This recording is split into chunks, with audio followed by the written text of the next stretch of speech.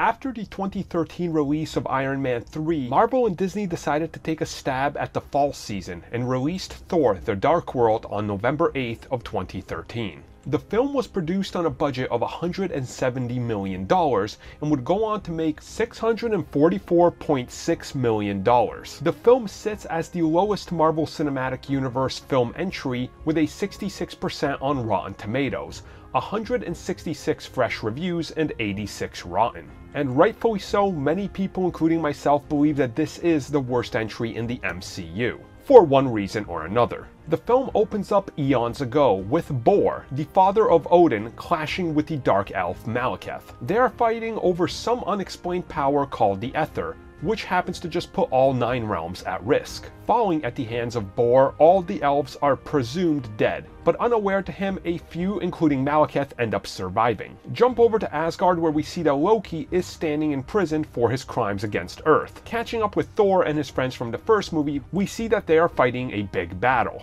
Over on Earth, Jane Foster finds herself in a bunch of trouble, not only with dating guys, which she's having no luck with, but also the fact that following some clues, she ends up running into the Ether. Thor comes to her rescue and the two go away to Asgard. As Jane is ill, he had to bring her here so they could cure her. To make matters worse, nobody wants her here, and when nobody is expecting it, the Dark Elves suddenly attack, being awoken by the fact that the Ether actually showed up. They storm Asgard, laying siege to everything. Thor rescues Loki and the two escape because Loki has the means of entering and exiting Asgard with other ways that are unknown to many people. The two end up going on an adventure, and of course inevitably are going to come face to face with the bad guys. Down on Earth, we see the Space MacGuffin Ether doing the Space MacGuffin-y thing. The Dark Elves, now in London, plan to conquer everything, as the alignment of all the realms is going to literally bring destruction to everywhere. Thor goes hand to hand with Malekith, while the Earth characters do the science thing. Malekith is defeated, and Thor decides he wants to just kind of hang around. He's allowed to do what he wants by his father Odin, who we discover is actually not Odin at all,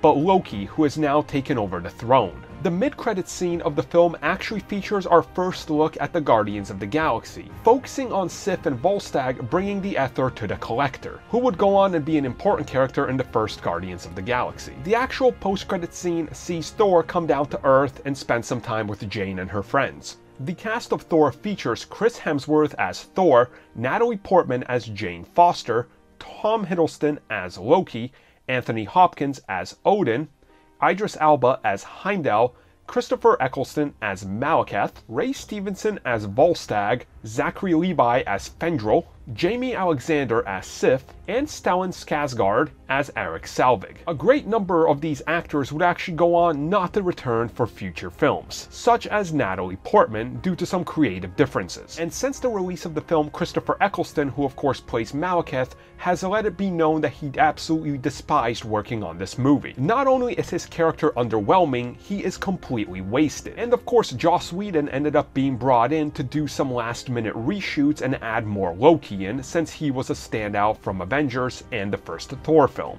Thor: The Dark World's legacy within the MCU will definitely not be remembered as anybody's favorite. I struggle actually to find anybody that puts this movie in their top 5 or even top 10. Most people don't even put it in their top 15, and it ends up their least favorite film. Rightfully so, you can tell that reshoots definitely brought this one down. A rush production seems to have also been a major problem, and a few director shifts also didn't do any justice. And for the few things that the film actually does very well, like handle Loki, Thor, and the great battle across the realms, unfortunately that all is overshadowed just by how underwhelming everything else is. While Thor: The Dark World was definitely a step in the bad direction for the Thor franchise, the next entry would be something very different and very spectacular.